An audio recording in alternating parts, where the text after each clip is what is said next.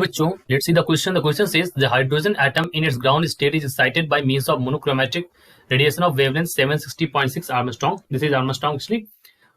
Different wavelengths are possible in the spectrum. सही है.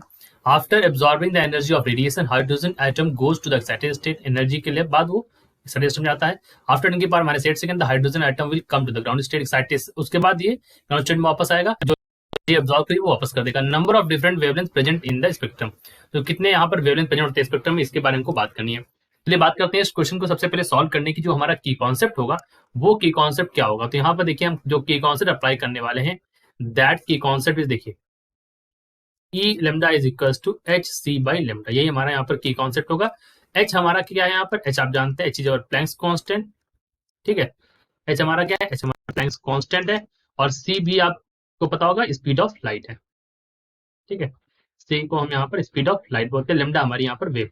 ठीक है, चलिए ध्यान दीजिए. और उसके बाद आपको निकालना जो है यहाँ पर, वो निकालना यहाँ पर कि नंबर ऑफ डिफरेंट वेवलेंथ के बारे में. ठीक है, तो नंबर ऑफ डिफरेंट वेवलेंथ मतलब यहाँ पर निकालना है आपको, तो वो भी हमको यहाँ पर करना है. ठीक है, तो देखिए उसको करते हैं. सबसे पहले हम ई निकालते हैं. So E is equal to क्या होगा, H C by lambda. So E is equal to H की वैल्यू रखिए 6.6 इंटू 10 की पावर -34. यहाँ पे 7 भी रख लीजिए, 6.67 होती है एक्चुअली. आप ऐसे भी रख सकते हैं, 6.67 रख लीजिए, थोड़ा एक्यूरेट रहेगा. फिर स्पीड ऑफ लाइट रखिए 3 इंटू 10 की पावर 8 रख दीजिए. और उसके बाद यहाँ पर दे रखा है 970.6 आर्मस्ट्रॉन्ग, मतलब 10 की पावर -10, क्योंकि एक आर्मस्ट्रॉन्ग होता है 10 की पावर -10 मीटर्स के बराबर. ये रख दीजिए. उसके बाद इसको इलेक्ट्रॉन वोल्ट में, मतलब इसको चेंज करने के लिए हमने क्या करना है, हमने इसको एक इलेक्ट्रॉन वोल्ट बराबर कितना होता है 1.6 10 की पावर -19 जूल्स. ठीक है, तो इसको हम कर देंगे 1.6 10 की पावर -19 से इसे कर देंगे सॉल्व. तो यहाँ पर सॉल्व करने से अब ये वैल्यू इलेक्ट्रॉन वोल्ट में आएगी. एक्चुअली ये वैल्यू हमको इलेक्ट्रॉन वोल्ट में लाना है, तो हम इसको डिवाइड कर दें.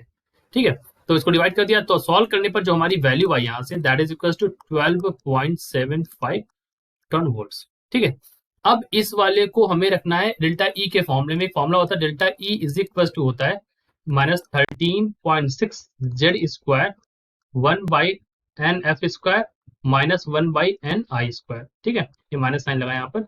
इसको करते हैं सॉल्व. तो यहाँ पर क्या हो जाएगा, डेल्टा ई की वैल्यू आपको निकल के आई है 12.75. यहाँ पर लिखे 13.6. जेड इज इक्वल टू 1 है हाइड्रोजन के लिए, 1/1 माइनस. अब यहाँ पर देखिए माइनस का जो साइन है ना, वो यहाँ पर नहीं दिखाई देगा आपको, बिकॉज यहाँ पर हमने ni माइनस nf स्क्वायर कर लिया है.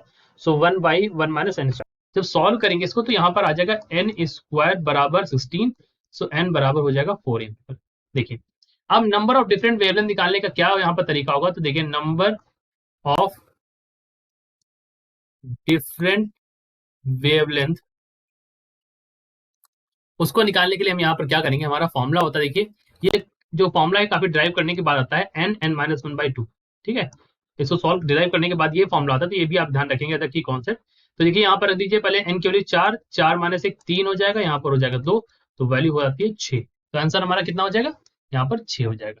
सो यही हमारा आंसर होगा.